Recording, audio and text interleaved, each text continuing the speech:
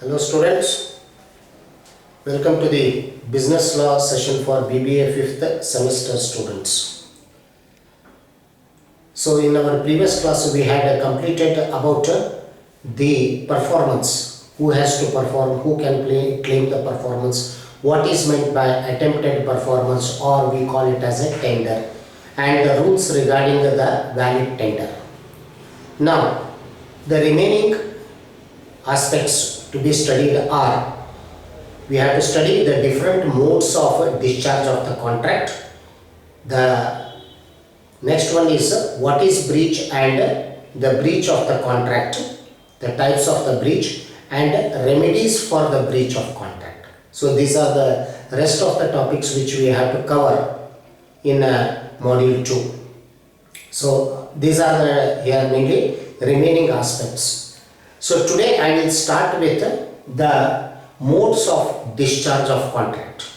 So this in your examination it's a 10 marks question, or sometimes the question may come here, mention the modes of discharge of contract by mutual agreement. Such question may be for 5 marks, or overall if they ask you it is here 10 marks question. So totally there are 5 modes how the contract gets discharged, how the contract comes to an end. Discharge means how the obligations in the contract is put to an end. So that is what we call it as the discharge of the contract. So there are 5 modes. So the first 2 modes I will be discussing today, performance or tender, or we call it as attempted performance. Then the discharge by mutual agreement between the parties. So there you have got here these 5 methods: novation, rescission, remission, waiver, merger. So this individually they can be asked for 5 marks, or sometimes they may ask you for 2 marks. What is novation? What is remission? What is here mainly the rescission? Such questions may come in your examination. So that is here what we are going to take up here for the study. The mainly what you mean by here discharge. First you have to write this. Discharge means where the obligations that are there in the contract are brought to an end. There the parties discharge their responsibilities, they discharge their obligations. So that is what you mean by the discharge, putting an end to the respective obligations. So the most simplest way to here put an end to the contractual obligation is by performance. So both the parties, if they perform to each other their respective obligation, the contract is said to discharge. For example, X here says to B that he is ready to sell his car for 1 lakh rupees. B says that he is ready to purchase. Here X gives the car to Y here and also transfers the documents in favor of Y. Y pays the amount. So both of them have discharged their respective obligation. That is by performance. Performance is the best way to end the contractual obligations. Discharge, they have discharged together. Or attempt to performance we have seen, where the promisor makes an attempt to performance, or we call it as a tender. But as I told you, here when there is a tender, there must be those rules which are laid down here for a valid tender. The rules which are there for a valid tender must be fulfilled. Then the promise or obligation is put to an end. The obligation remains on the other party yet to perform. So what we say that, for example, A and B has made a contract. A has promised to deliver here 100 tons of cotton to B, and B has agreed to pay the price on the delivery. A takes the goods to B's premises for the delivery, but B refuses to take the delivery. Though it is a valid tender, B has refused to take the delivery. So A has put to an end his obligation. He is discharged from his obligation. he need not perform once again. So his obligation has come to an end. The discharge of that, and now he gets also a right here to file a case against B for the breach of the contract. So this is how, even if a valid tender is there, it is as good as putting an end to your obligation. So performance is the most simplest way of ending your obligations. And attempted performance or tender means it is the promisor who, mainly by his act, he puts an end to his obligation, or he get discharged from his responsibilities. This is the first method what we have got for the discharge. The second one is mutual consent. This is one of the important aspects, the mutual agreement between the parties. The mutual agreement between the parties here get discharged the obligations. So mutually they agree to get discharged. So that is here, they are not going to the court of law. It is mainly by the action or the mutual consent of the parties, we say that the obligations have come to an end. So which are those methods? For example, they have given novation. Novation is one of the method. Novation means substitution of the old contract with a new contract. So when here between the parties, here a new contract is made. A new contract is made. So old contract gets discharged. Old contract gets discharged. So for example, A has given, he has mainly taken a debt from B of 1 lakh rupees, and he has promised to pay here an interest of here 2%, and the time is for 6 months.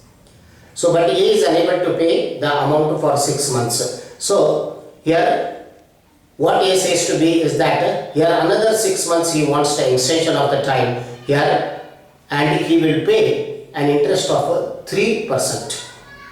B agrees for this.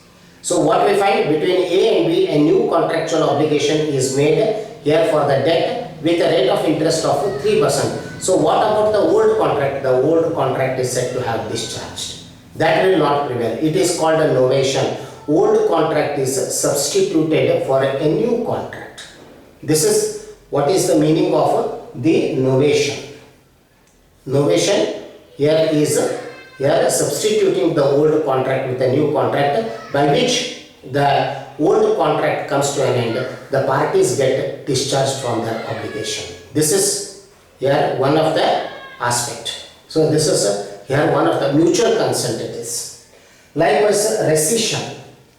Rescission means where one party to the contract recites the contract, cancels the contract.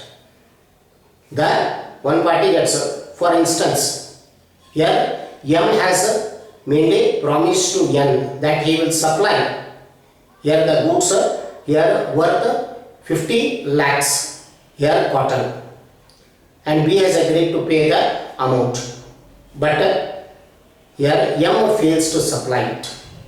M fails to supply the cotton. So he says that he is unable to supply, so hence he wants to recite the contract. N says, yes, you can recite the contract here, and the contractual obligation is ended mutually. No doubt N gets a right to claim the compensation, that's a different thing. But N has here mainly said that yes, we will recite to each other. So the contract is mutually recited. They have put an end to their obligations. So like this, putting an end to their obligations is called as the rescission. Rescission, to recite, to cancel. That is one of the method. Remission. Remission means accepting a lesser here, mainly the amount for the here the amount which has been agreed upon, which discharges the whole contract. Accepting the mainly lesser amount to what it has been agreed. Here in fulfillment of the whole obligation, the contract is said to be discharged. Now for example, A here has borrowed here 5,000 rupees from B, and here he says that he will return within 1 week, but A is unable to return it, and he says that I am just having 4,500 rupees. 4,500 rupees. B says that you pay it to me, your contract is discharged. So you need not pay that 500 rupees. So accepting the lesser amount, the lesser here to what it has been agreed. Here through the fulfillment of the whole obligation gets discharged. So here the contract is said to have discharged through remission. So B later on cannot claim that 500 because he has accepted 4,500. Here you pay off, we will end the contractual obligation, and that here brings an end to the contractual obligation. Later on he cannot claim that 500 rupees. So like this, here it is for a lesser amount the obligation is fulfilled to what it has been agreed. So what is the agreement? 5,000 rupees. But at a lesser amount, the whole obligation has come to an end, and that means remission. Like this, these remissions. Waiver. Waiver means to give away. To give away, the waiver. So, for example, A has mainly here given a debt to B of 25,000 rupees. And the debt should be recovered as the Indian Limitation Act, you know that within 3 years. But A does not recover it. He has waived the right to recover. And later on, he cannot claim that the contract is said to be discharged. So that is called as a waiver. 3 years time was there for A to recover that debt. But he has not gone to the court of law, nor he has here mainly filed a case to recover the debt. So what it happens after the 3 years, the limitation period get expired, and what we say that here A has waived his right. Waived is given up. Means it shows that he was never interested to recover that amount. He has waived that right to go to the court of law to claim that amount.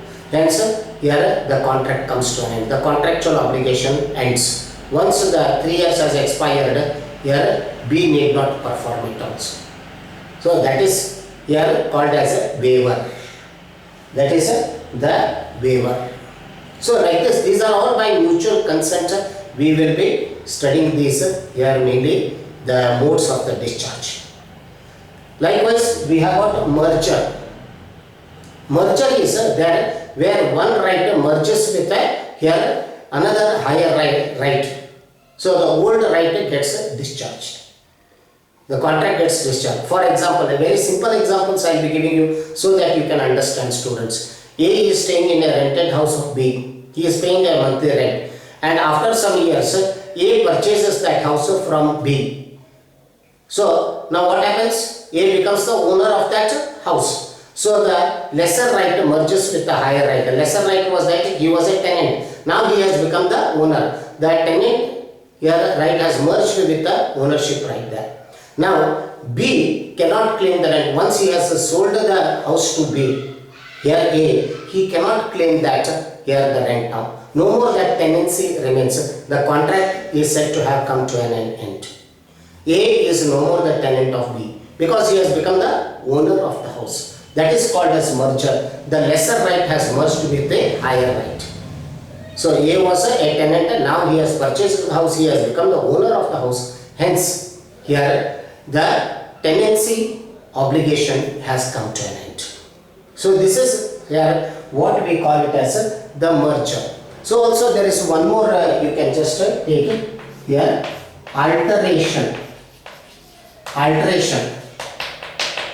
This is also by mutual consent. If there is any alteration in the contract, if the alteration takes place without the knowledge of the other, and the alteration here is a material to the contract, then here the person who is not aware about this alteration, he is said to have been discharged from his obligation.